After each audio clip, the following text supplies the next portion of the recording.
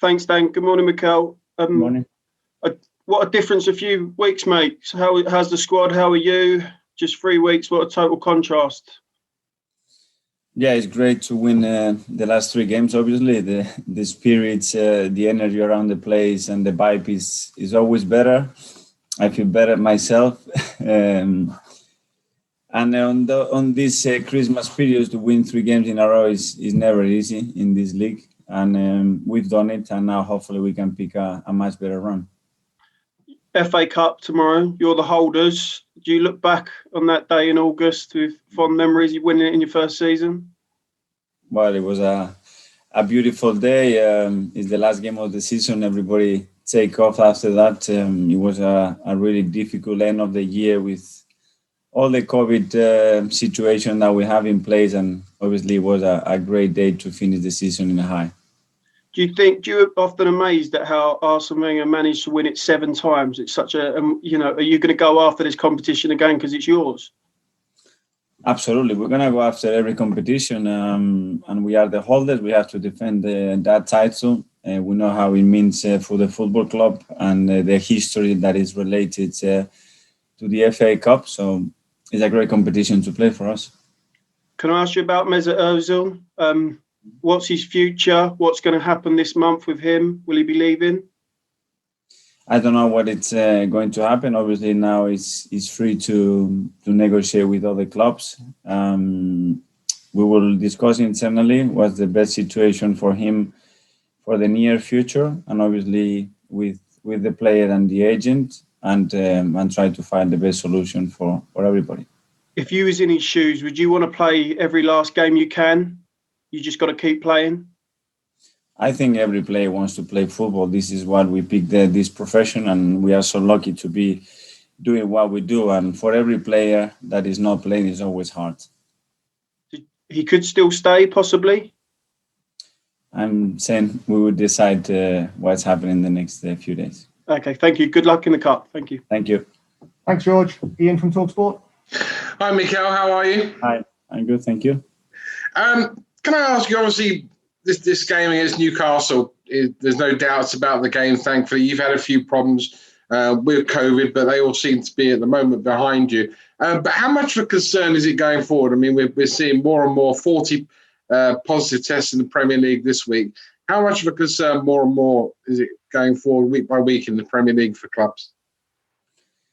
Well, it is worrying because we see every day what is happening in the country, and the level of infections and deaths is increasing, and you can sense not the panic, but the worrying around everybody. We are suffering for all the people that is involved in different and difficult circumstances at the moment, and we cannot isolate from that.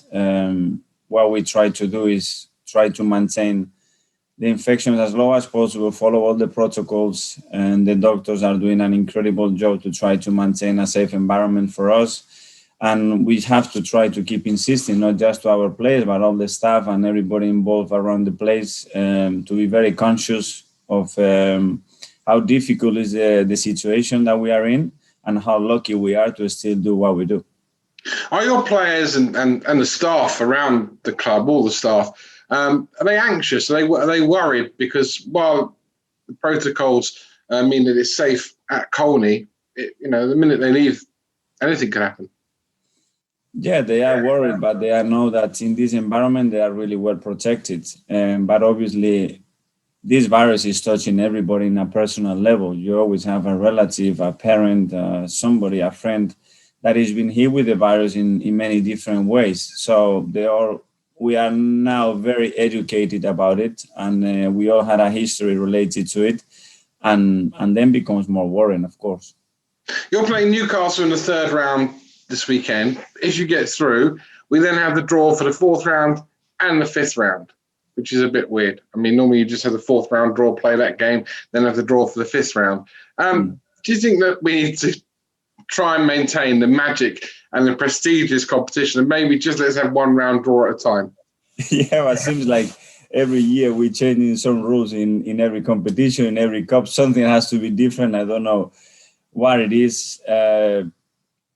I think we are doing something good as well in the country, is that every cup is becoming more and more important. You see, for example, the Carabao Cup, the teams that were involved in semi-finals and the finals comparing to the last 10 years, and it's improved because everybody wants to win a trophy. Everybody knows how difficult it is to win a trophy, so you have to stick to every competition, and that is raising the level certainly. But as you mentioned, we can do things a little bit simpler sometimes.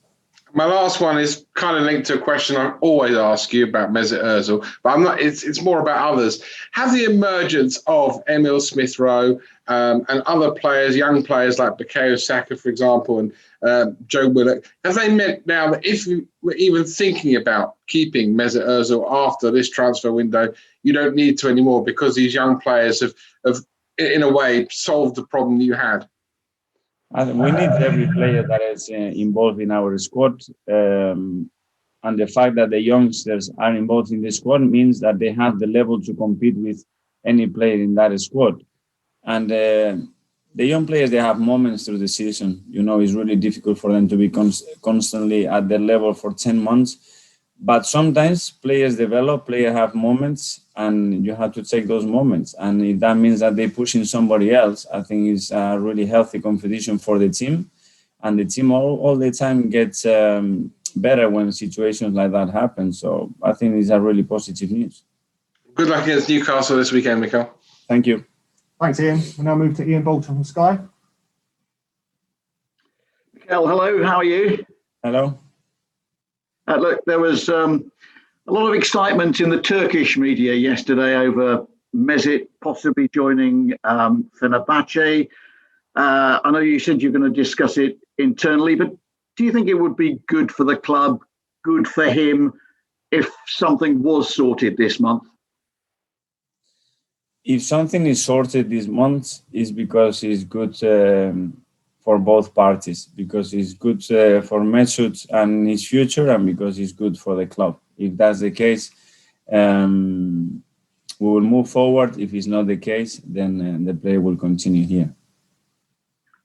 Tell me, is he training with you? There were some pictures, I think, was it yesterday or the day before, and no one could see him training with you. What's going on? What's he doing at Arsenal at the moment? He's been training with us, but he had some days because we decided to give him some days for something personal, and that's the case. But he's been training with us all the time.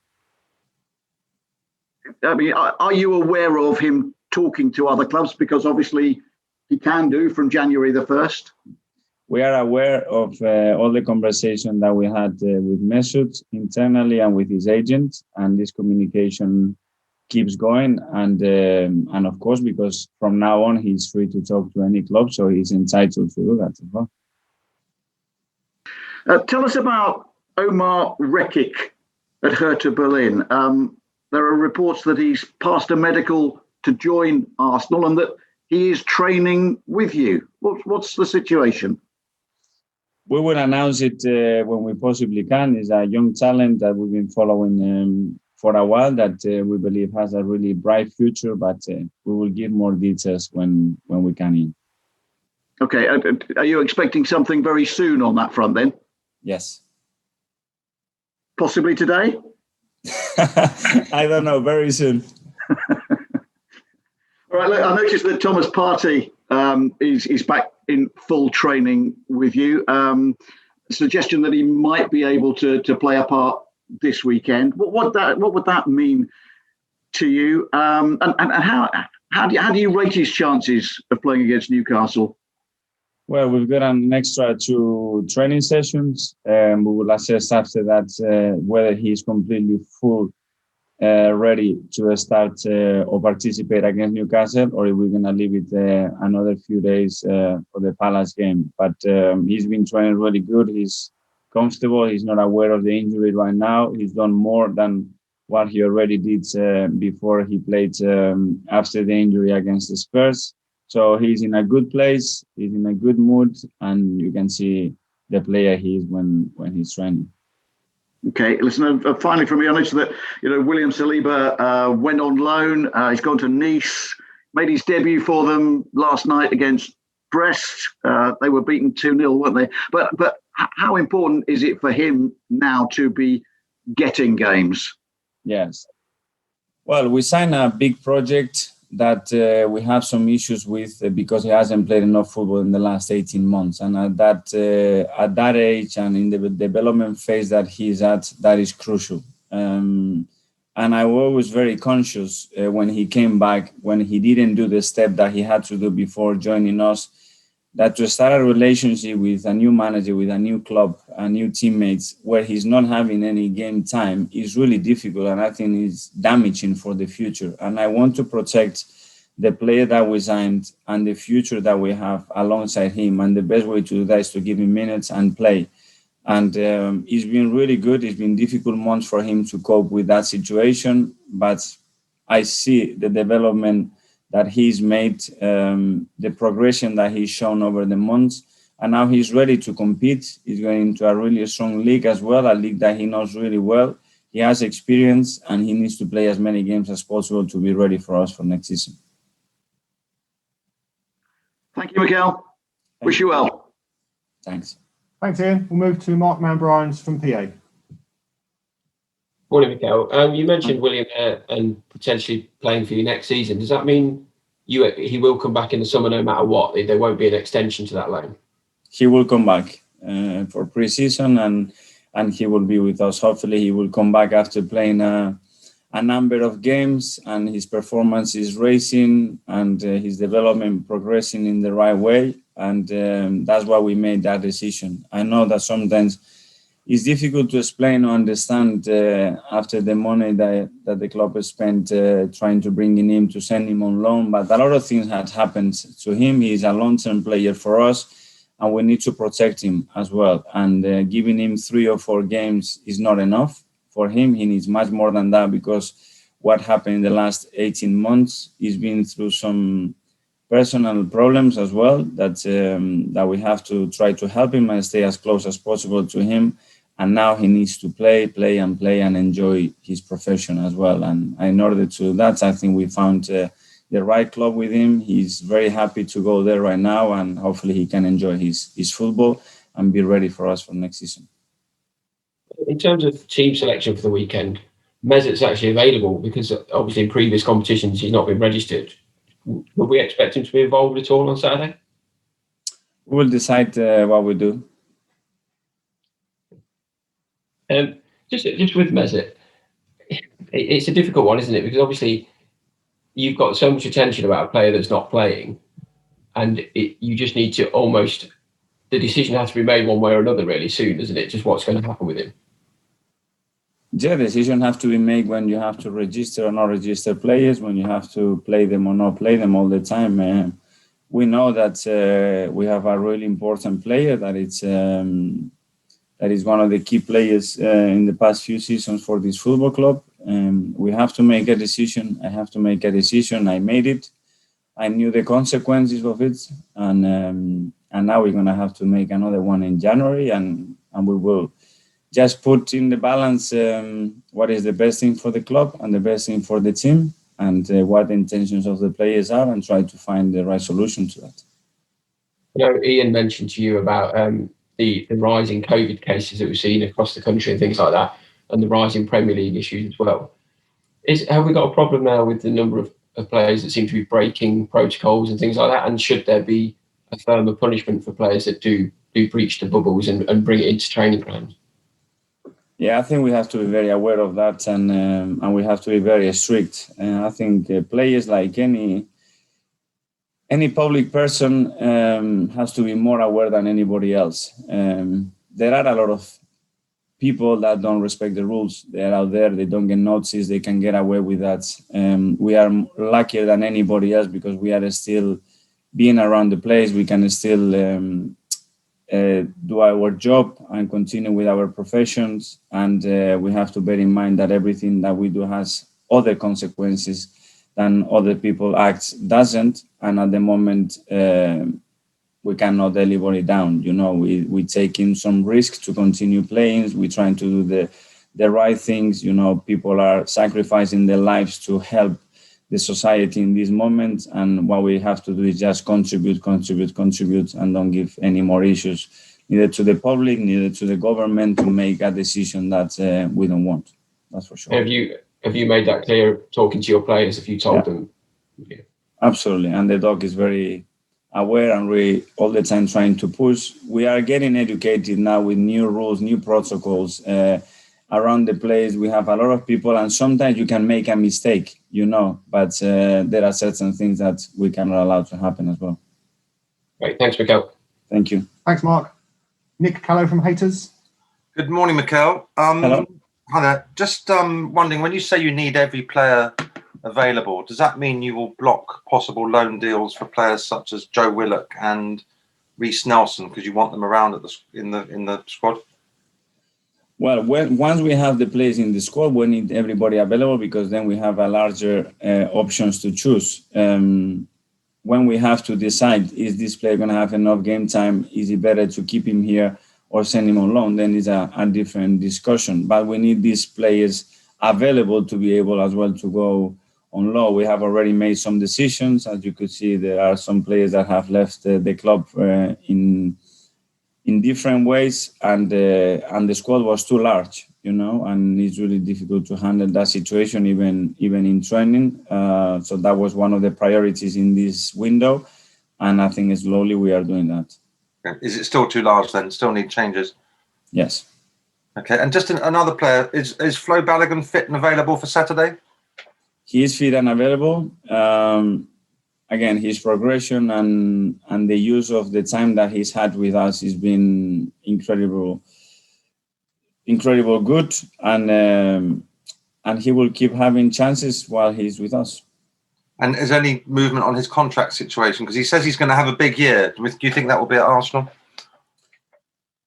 Well, you need three parties to make a deal. For sure, the club wants to make a deal. The manager wants to make a deal.